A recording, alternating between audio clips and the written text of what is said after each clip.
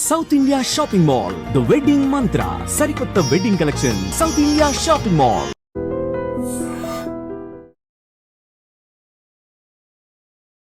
నమస్తే, welcome back to iDream media. నేను మీ ఝాన్సీ. ప్రస్తుతం అంతా ఉన్నారు సీనియర్ స్టాక్ మార్కెట్ అనలిస్ట్ ప్రభు గారు. సో ఈరోజు స్టాక్ మార్కెట్ గురించి, స్టాక్ మార్కెట్ రిలేటెడ్ ఒక మంచి టాపిక్ తెలుసుకునే ప్రయత్నం చేద్దాము.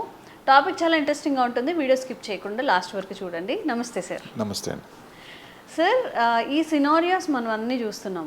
లైక్ ఎప్పుడైనా అగ్రదేశాల వైపు అన్ని దేశాలు చూస్తూ ఉంటాయి. వాళ్ళు ఇలా అంటే ఇలా అని, అలా అంటే అలా అని, సమ్హౌ ఇమిటేట్ చేయడానికి కూడా వాళ్ళ త్రూ వెళ్ళే ఇది కూడా చేస్తూ ఉంటుంది.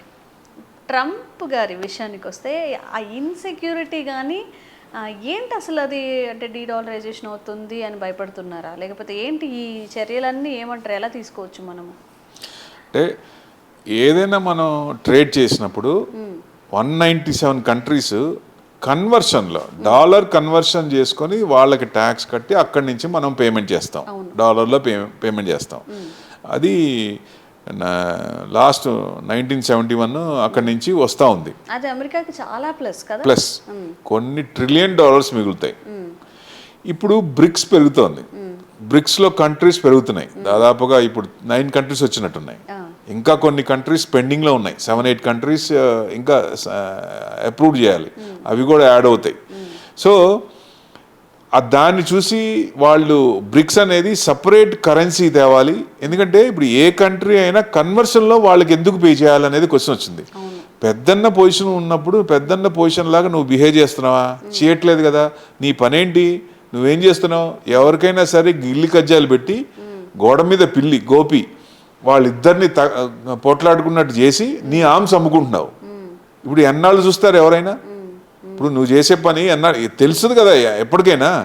ఇప్పుడు ఏ కంట్రీకి ఎక్కడ గొడవ చూసినా యుఎస్ హ్యాండ్ లేకుండా లేదు. ఇజ్రాయెల్ ఈ హమాస్ చూసినా, యుక్రెయిన్ రష్యా చూసినా, పాత ఏ యుద్ధం చూసినా ఇండైరెక్ట్గా వాళ్ళ చెయ్యి ఉంటుంది, వాళ్ళ హాత్ ఉంటుంది. డెఫినెట్గా వాళ్ళ వెనక నుంచి ప్రొవోక్ చేస్తారు. యుక్రెయిన్ అంతే కదా, మీకు సపోర్ట్ చేస్తాం, యూరోప్ అను యుఎస్ సపోర్ట్ చేస్తాం, నువ్వు చేయని చెప్పి ఆయనకి ఫైనాన్షియల్గా కానీ ఆర్మ్స్ పరంగా కానీ అన్ని రకాలుగా చేసి చివరికి ఏం చేశారు? ఆయన పిచ్చోండి చేశారు. అవునా? సో ఎందుకు అంటే అమెరికాతో పెట్టుకుంటే మనకి ఏదైనా నష్టం వస్తుంది, లేకపోతే ఇంకేదైనా భయం కూడా ఉంటుంది అంటారు. ఇప్పుడు ఇంత చేస్తుంది అని తెలిసినా కూడా మళ్ళీ ఆయనే మీరు అన్నట్టు పెద్ద ఆయన స్థానంలో ఉంచుతున్నారు అంటే డాలర్ వల్లనేనా? డాలర్ స్ట్రాంగ్గా ఉంది. అది రారాజు ప్రస్తుతానికి. ఆ రారాజు పొజిషన్ అనేది తగ్గుతోంది, డీడాలరైజేషన్ అవుతోంది. ఎందుకు అంటే వాళ్ళు చేసే పనులే ఓ రకంగా.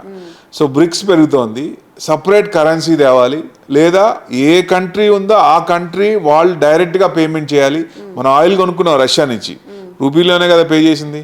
తర్వాత మళ్ళీ ఒత్తిడి చేస్తే మళ్ళీ డాలర్స్లో పే చేసాం. ఎందుకంటే వాళ్ళు స్ట్రాంగ్గా ఉన్నారు, వాళ్ళ కన్జంప్షన్ ఎక్కువ, వాళ్ళు మ్యానుఫ్యాక్చరింగ్ లేదు, ఓన్లీ కన్జంప్షన్ బయట నుంచి ఏదైనా తెప్పించుకొని ఇది చేసుకోవాలి. యుఎస్లో ఉన్న మ్యానుఫ్యాక్చరింగ్ కంపెనీస్ దాదాపుగా మొత్తం మేజర్ అన్నీ చైనాకు పోయినాయి. సో అవన్నీ మేము ట్యాక్స్లు వేస్తుంటే ఇన్నాళ్ళు మీరు ఎంజాయ్ చేశారు, ఇక నుంచి నేను రెసిప్రోకల్ ట్యాక్స్, ప్రతీకార ట్యాక్స్లు వేస్తానని చెప్పి నానా యాగి చేసి ఏం చేశాడు? ఫైనల్గా ఎక్కడ స్టార్ట్ అయ్యాడో మళ్ళీ అక్కడికే వచ్చిండు ఆయన. సో జీరో ట్యాక్స్ ఒక రకంగా చెప్తే జీరో ట్యాక్సే, ఏం లేకుండా. అంటే నా మాట నెగ్గాలి, నా మాట వినాలి అనే ఇది. ఎందుకంటే ఇప్పుడు వాళ్ళు పెంచి పోషించిన యూరోప్నే మేము ఎందుకు పే చేయాలి? అసలు మేము పే చేయం, మీ జావు అని అంటున్నాడు యూరోప్ని. వాళ్ళకు కూడా అర్థమైంది ఇప్పుడు. సో డెఫినెట్గా ఎందుకంటే ట్రంప్ సునామీ ఒకటే, ఎప్పుడు ఎట్లా రియాక్ట్ అవుతారో తెలీదు, ఎక్స్పెక్ట్ చేయలేం. ఇవాళ రాత్రి ఏమైనా కొత్తవి తీసుకురావచ్చు ఆయన. ఇప్పుడు మన ఇండియన్ ఎన్ఆర్ఐస్ ఉన్నారు, వాళ్ళు అక్కడి నుంచి తల్లిదండ్రులు ఇక్కడ ఉన్నప్పుడు డబ్బులు పంపించి ఇక్కడ ఇన్వెస్ట్మెంట్, ల్యాండ్స్ కానీ అపార్ట్మెంట్స్ కానీ ఇన్వెస్ట్మెంట్ చేస్తున్నారు కదా. ఇప్పుడు ఆ డబ్బు ఇప్పుడు పంపించాలంటే 5% ట్యాక్స్ కట్టాలి. ఇది లేటెస్ట్ది. మరి అనవసరంగా ట్యాక్స్ కట్టాలి కదా. ఇట్లా ఆయన ఇండియన్స్ మీద పగబట్టాడు అనుకోవచ్చు ఒక రకంగా. మనమేమో మనం లాస్ట్ టైం డిస్కస్ చేసాం, మోడీ గారు అందరితో వెళ్ళి చర్యలు చేస్తున్నారు, కొంచెం సామరస్యంగా అందరితో ఉన్నారని అనుకున్నాం కానీ బట్ ఇది మీరు అన్నట్టు పగబట్టినట్టే ఉంది. మనం సంపాదించింది మన పేరెంట్స్కో ఇంటికో పంపించడానికి 5% ట్యాక్స్ కట్టడం. ఇట్లా అన్ని కొత్త కొత్తవి ఇంకా ఎన్ని తెస్తాడో తెలీదు. ఆయనకి ఎవరు తుగ్లక్ పరిపాలన మనం విన్నాం కానీ ఇప్పుడు ఇండైరెక్ట్ గా అలా అనుకోవచ్చేమో, అనుకోవచ్చు. 100% పిచ్చోడి చేతిలో రాయి అనుకోవచ్చు. ఒక రకంగా it's wrong selection by the US people. Trump అనేది రాంగ్ సెలెక్షన్, 100% రాంగ్ సెలెక్షన్. ఆయన మేక్ అమెరికా గ్రేట్ అగైన్ అంటే మ్యానుఫ్యాక్చరింగ్ అక్కడికి తేవాలంటే యుఎస్ నుంచి చైనాకి పోయింది 40 years పట్టింది అక్కడి నుంచి అక్కడికి వెళ్ళడానికి. మళ్ళీ ఇప్పుడు రావాలంటే ఎట్లా వస్తాయి? ఈయన ఉన్న టర్మ్లో 4 ఏళ్ళు వస్తుందా? ఈయన 4 ఏళ్ళ తర్వాత సెకండ్ టర్మ్ ఇది మళ్ళీ వస్తుందా? ఆయన రాలేడుగా. అది అంటే నెక్స్ట్ 20 years అంటాడు. ఈ 20 years తర్వాత రాజు ఎవరో రెడ్డి ఎవరో ఈయన ఉంటాడు అసలు. అంటే ఇనీషియల్గా పెయిన్ వస్తుంది, తర్వాత బెనిఫిట్ అవుతుంది. అంటే ఇనీషియల్గా ఎండ్ యూజర్ ఎవరు? వాళ్ళే కదా. మరి ఇప్పుడు ఇవాళ 100 రూపాయలు పెట్టాల్సింది 245 రూపీస్ చైనా నుంచి తెచ్చుకున్న 245% దాకా వెళ్ళారు ట్యాక్స్. అంటే 100 రూపాయలు 245 రూపీస్ పెట్టి కొనాలిగా, ఎండ్ యూజరే కొనాలి కదా. ఇప్పుడు ఏదైనా ప్రొడక్ట్ చేయాలంటే వాళ్ళు ఎందుకు బయట నుంచి తెప్పించుకుంటారు? కాస్ట్ ఎక్కువ, మ్యానుఫ్యాక్చరింగ్ కాస్ట్ ఎక్కువ పడుతుంది, మన దగ్గర తక్కువ పడుతుంది. మన మ్యాన్ పవర్ కానీ ఇవన్నీ ఉన్నాయి, శాలరీస్ కానీ ఇవన్నీ తక్కువ ఉంటాయి. వాళ్ళు 100 రూపాయలు ఇస్తే ఇక్కడ 20 రూపీస్తో పని అయిపోతుంది. అంటే ఒక ట్యాబ్లెట్, సారిడాన్ ట్యాబ్లెట్ కానీ తలనొప్పి ట్యాబ్లెట్ మనం ఇక్కడ చేస్తే ఒక రూపాయి పెడితే అక్కడ 10 రూపాయలు వస్తుంది. అంత తేడా ఉంటుంది. సో అందుకనే వాళ్ళు బయట నుంచి తెప్పించుకొని చేస్తారు. మ్యానుఫ్యాక్చరింగ్ ఇప్పుడు నేను చేయాలంటే అది తుగ్లక్ పనేగా.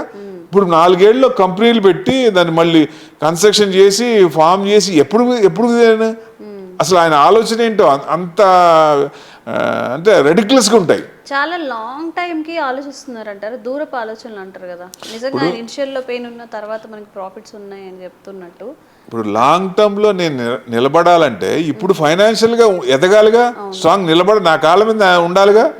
లాంగ్ టర్మ్ ఎప్పుడో వస్తాయి అనుకుంటే ఎట్లా? ప్రస్తుతం ఉండదు. నేను సంపాదించే దాంట్లో ఇన్వెస్ట్మెంటా ఏంటి, ఏం చేయాలి అనేది ఉండాలిగా. ఇప్పుడు నేను సంపాదించిన దాంట్లో ఖర్చులు ఎక్కువ అయిపోతే ఇంకెక్కడ మిగిలేను. సో జనాల్లోంచే రివోల్ట్ రావాలి. ఎందుకంటే ఇంపీచ్మెంట్ కూడా వచ్చే అవకాశాలు ఉంటాయి. కెనడా చూసాం కదా, జస్టిన్ ట్రూడోని ఏం చేశారు, తీసుకెళ్ళి వేరే ఆయన పెట్టారు కదా. అట్లానే ఇక్కడ కూడా ఇంకా ఎక్కువ చేస్తే, ఎందుకంటే మళ్ళీ తగ్గాడు, మళ్ళీ కొంచెం వెనక్కి తగ్గాడు. జనాల్లోంచి 50 states నుంచి అందరు రోడ్డు మీదకి వచ్చి గొడవ చేశారు కదా. అంత ఎక్కువ రాలేదు కానీ కొంత పర్సెంటేజ్ బాగానే వచ్చింది. దానివల్ల కొంచెం వెనక్కి తగ్గినట్టు ఒక రకంగా. కానీ ఇండియన్స్ పగబట్టాడు అనిపిస్తుంది. ఆయన అన్ని రకాలుగా మన వాళ్ళందరినీ చాలా రకాలుగా అన్ని విధాలుగా ఇబ్బందులు పెడుతున్నాడు. ఈ ట్యాక్స్లు కూడా సార్, ఇప్పుడు మన వాళ్ళకి ట్యాక్స్ వేయడం ఏంటి అంటే అమెరికన్ లోకల్ సిటిజన్స్కి ట్యాక్సెస్ తగ్గించి వేరే కంట్రీ నుంచి ఎవరైతే వస్తున్నారో వాళ్ళకి వేయాలని ఒక ఆలోచన కూడా చేశారు కదా. అవును. సో అందులో భాగమే ఇదా? ఓన్లీ ఇండియన్స్ కాకుండా అందరికీ కూడా ఇట్లనే అప్లికబుల్ అవుతుందా? ఏ కంట్రీకి మనీ పంపించాలన్నా ఏం చేయాలన్నా? అంటే మనకి ఓన్లీ ఇండియాకి చెప్పాడు ఆయన. ఇప్పుడు వేరే కంట్రీస్, ఇప్పుడు కొన్ని కంట్రీస్ ఉంటాయి, చిన్న చిన్న కంట్రీస్ ఉంటాయి, ట్యాక్స్ 0 ఉంటాయి. ఆ చిన్న కంట్రీస్ మీద కూడా ట్యాక్స్ వేసాడు. ఎందుకు? చైనా ఏం చేస్తుందంటే వాళ్ళు మ్యానుఫ్యాక్చరింగ్ చేసి ఆ కంట్రీకి పంపించి అక్కడి నుంచి యుఎస్కి ఎక్స్పోర్ట్ చేస్తుంది. అంటే ఆ ట్యాక్స్ బెనిఫిట్ వస్తుంది కదా. ఇది కొన్ని కంట్రీస్ ఉంటాయి కాబట్టి చైనా చాలా కంట్రీస్ నుంచి అలా చేస్తుంది ట్యాక్స్ తక్కువైనప్పుడు. సో అందుకని చైనా అయితే అంటే ఇప్పుడు China mode destruction mode, US ఏమో గిల్లి కజ్జాలి మోడు ఎప్పుడు. సో మనం న్యూట్రల్. అప్పుడు జనాలందరూ ఎవరు కలిసి చూస్తారు, కూర్చొని అబ్జర్వ్ చేస్తూ ఉంటారు ఏం జరుగుతుంది ఏంటి, ఎప్పుడు కదపాలి. అప్పుడు జనం అందరూ ఇన్వెస్ట్మెంట్ ఎక్కడ చూస్తారు? ఇండియా సైడ్ చూస్తారు. అందుకే మనం స్ట్రాంగ్. సో డెఫినెట్గా మన రూపీ కూడా వరల్డ్ మొత్తం కూడా ట్రేడ్ అవ్వాలి. సో డెఫినెట్గా ఏదైతే ట్రేడ్ చేసామో డైరెక్ట్ రూపీస్లో పే చేస్తే వాళ్ళకి కొన్ని $trillions నష్టం అవుతాయి. కాబట్టి మీరు బ్రిక్స్ తరపున ఏదన్నా చేసినా నేను ఒప్పుకోనని బ్రిక్స్ కంట్రీస్ కన్నీ నానా విధాలుగా నానా యాగి చేసి నాన్న ఇబ్బందులు పెడుతున్నాడు. సో అదేం అసలు భయంతో చేసే పనులే అవి. లేకపోతే పెద్దన్న పొజిషన్లో ఉన్నప్పుడు అందరినీ చూసుకోవాలి, కానీ వాళ్ళు తగ్గిపోతారనే భయంతోనే ఇవన్నీ చేస్తున్నాడు. సో డెఫినెట్గా ఇది లాంగ్ టర్మ్ అయితే ఉండదు. కోర్టులే ఉండవు అక్కడ, కోర్టులే యాక్సెప్ట్ చేయవు. ఎందుకంటే కొన్ని స్టాట్యూట్ వచ్చిన తర్వాత దాన్ని మార్చి నేను ఇంకోటి చేస్తానంటే ఎట్లా కుదురుద్ది? పార్లమెంట్లో బిల్ పాస్ అవ్వాలి, హౌస్ ఆఫ్ రిప్రజెంటేటివ్ సెనేట్స్ ఇద్దరు ఓకే చేస్తేనే బిల్ పాస్ అవుద్ది. ఈయన చెప్పేది ప్రతిది కూడా ఎగ్జిక్యూటివ్ ఆర్డరే. So executive order citizenship cancel చేస్తాను అని చెప్పాడు కదా, ఏమైంది? కోర్టు మళ్ళీ మొట్టికాయ పెట్టింది కదా. సో అందుకనే అన్ని ఎగ్జిక్యూటివ్ ఆర్డర్లే కాబట్టి ఈ పెద్ద లాంగ్ టర్మ్లో ఉండవు, ఛాన్సే లేదు, ఉండడానికి ఛాన్సే లేదు. సో మళ్ళీ వాళ్ళు మార్చుకుంటారు కాబట్టి ఓ రకంగా వాళ్ళే ఇబ్బంది పడుతున్నారు. అనవసరంగా ఓట్లు వేసామనే ఉద్దేశం కూడా ఉంది వాళ్ళకి. సో బయటకు వచ్చి ఇంకా అంత ఎక్కువ పర్సంటేజ్ రాలేదు కాబట్టి ఏదో ఒక టైంలో ఇదే కనుక కంటిన్యూ అయితే డెఫినెట్గా వచ్చి తీరుతుంది. సో అది ఇబ్బంది పడతారు అన్నమాట. అంటే మీకు బ్రిక్స్ మల్టీలేటరల్ ట్రేడ్ సెటిల్మెంట్ తెస్తాం అనేదానికి ఆయనకి వెన్నుపూసలో వణుకొచ్చింది. సో మనం తగ్గిపోతున్నాం వాళ్ళు, ఎందుకంటే ఎంతకాలం అని పొజిషన్ ఉంటుంది పెద్దన్న పొజిషన్. ఇప్పుడు మిగతా వాళ్ళు కూడా పెరుగుతుంటారు కదా, వాళ్ళు కూడా కలగలుపుకొని ముందుకెళ్ళాలి. కానీ ఇబ్బంది పెట్టి నేనే ముందు ఉండాలంటే ఎందుకు ఒప్పుకుంటారు? ఎవరైనా ఒప్పుకోరు కదా, ఛాన్సే ఉండదు. ఆ ఛాన్స్ అట్లా పోతుంది. అంటే దీనివల్ల ఏంటి బెనిఫిట్ అంటే, ఇప్పుడు మనకి కన్వర్షన్లో ఎక్స్పెన్సెస్ తగ్గుతాయా, ట్యాక్స్లు తగ్గుతాయా, దానివల్ల ప్రతి కంట్రీకి ఉపయోగంగా డబ్బులు ఎక్సెస్ అమౌంట్ మిగిలిపోతుంది కదా. సో రూపీ లిక్విడిటీ అనేది బ్యాంక్స్లో ఎక్కువ పెరుగుతుంది కదా. సో ఎక్కువ ట్రాన్సాక్షన్ ఫారెన్ పేమెంట్స్ నుంచి బ్యాంక్స్ వచ్చినప్పుడు అక్కడ ఎక్కువ ఇదవుతుంది కదా. సో డెఫినెట్గా వాళ్ళు ఇట్లాంటివన్నీ చూసి ఇబ్బంది పడుతున్నారు. ఇండియా స్ట్రాంగ్ అయిపోతుంది, మన మాట వినరు ఇల్లు అనే ఉద్దేశం ఉంది.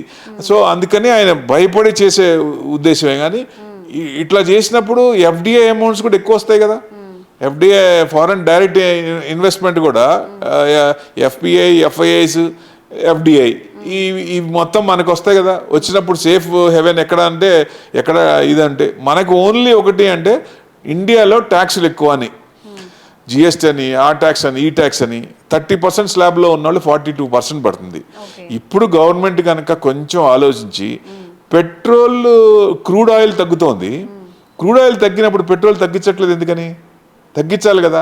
ఇప్పుడు క్రూడ్ ఆయిల్ తగ్గినప్పుడు పెట్రోల్ తగ్గిస్తే ప్రతి ఒక్క మధ్యతరగతి లోవర్ మిడిల్ క్లాస్ ఫ్యామిలీకి డబ్బులు మిగులుతాయి. ఎందుకంటే పెట్రోల్ మీదే అన్ని ఆధారపడి ఉన్నాయి, అన్ని రేట్లు పెరుగుతాయి. పెట్రోల్ పెరిగితే మిగతా అన్నీ పెరుగుతాయి. అది కనుక తగ్గిస్తే, పెట్రోల్ కనుక 10 రూపాయలు క్రూడ్ ఆయిల్ 10 రూపాయలు తగ్గితే పెట్రోల్ కూడా తగ్గిస్తే, పెరిగినప్పుడేమో పెంచుతున్నారు, తగ్గినప్పుడు ఎందుకు పెంచట్లేదు? తగ్గినప్పుడు మీరు ఈ ఇన్కమ్ ట్యాక్స్లో 7 lakhs నుంచి 12 lakhs ఇచ్చాం అనేది అది కూడా అవసరం లేదు. మీ క్రూడ్ కనుక తగ్గినప్పుడు, పెట్రోల్ కనుక తగ్గిస్తే ప్రతి ఒక్క సామాన్యుడి దగ్గర జేబులో డబ్బులు మిగిలే అవకాశాలు ఎక్కువ ఉంటాయి. అది కొంచెం గవర్నమెంట్ ఆలోచించి, ఇండియాలో ట్యాక్స్ ఎక్కువ అనే ఫీలింగ్ ఉంది. అది మన అంటే హెచ్ఎన్ఐస్ కూడా ఫారెన్ వెళ్ళిపోతున్నారు. ఎక్కడైతే ట్యాక్స్ లేవో, ఇన్కమ్ ట్యాక్స్ లేవో ఆ కంట్రీస్కి వెళ్ళి ఇన్వెస్ట్మెంట్ చేస్తున్నారు, వెళ్తున్నారు. సో అలాంటివన్నీ వెనక్కి రావాలంటే మనకి ట్యాక్స్ కొంచెం ఫ్రీ చేసుకుంటే, ఇప్పుడు హార్లీ డేవిడ్సన్ యుఎస్ నుంచి వచ్చేది మనం ఎంత వేస్తున్నాం? అది ₹1,00,00,000 అయితే ₹1,52,00,000 అమ్ముతున్నాం, 52% వేస్తున్నాం. అదే కదా ఆయన కోపం, ట్రంప్ కోపం అదే కదా. ఫస్ట్ మీటింగ్లో అదే చెప్పాడు ఆయన, మా ఏమో విపరీతంగా పెంచేసి చేస్తున్నారు. ఆ ట్యాక్స్లు తగ్గిస్తే ఎఫ్పిఐస్, ఎఫ్ఐఐస్ అమౌంట్ కూడా మళ్ళీ ఎట్లా పోయిందో మళ్ళీ వెనక్కి వచ్చే అవకాశాలు ఎక్కువ ఉంటాయి. గవర్నమెంట్ కొంచెం ఆలోచించి కొంచెం వాళ్ళని పిలిచి ఎఫ్ఐఎస్కి ఏంటి ప్రాబ్లం, వాళ్ళకి కావాల్సింది వాళ్ళకి ఇస్తే డెఫినెట్గా మళ్ళీ వరదలు అనేది మళ్ళీ వెనక్కి వస్తాయి. మన మార్కెట్ కూడా ఫ్లరిష్ అవుద్ది. సో ఇన్వెస్టర్స్ బాగుంటారు, ఇన్వెస్టర్స్ బాగుంటే దేశం బాగుంటుంది, సో ఫ్యామిలీస్ బాగుంటాయి. ఓకే, సో చాలా ఉంది అసలు మనం తెలుసుకోవాల్సింది నీ త్రూ. అంటే ఒకటి ఏం జరుగుతుంది దాని మీద వెనక చాలా సినారియోస్ డిపెండ్ అయి ఉంటాయి అన్నమాట. ఓకే, ఇప్పుడు జీడిపి మనం 5th పొజిషన్లో ఉన్నాం. 3rd పొజిషన్ బై 2030 3rd పొజిషన్కి వచ్చే అవకాశాలు ఉంటాయి. సో డెఫినెట్గా మన జీడిపి యావరేజ్న 6.7 నడుస్తుంది. వేరే కంట్రీస్ ఏ కంట్రీ కూడా అంత లేవు. డెవలప్డ్ కంట్రీ, డెవలపింగ్ కంట్రీ కూడా లేవు. ఎమర్జింగ్ మార్కెట్స్లో వీఆర్ ద నెంబర్ 1.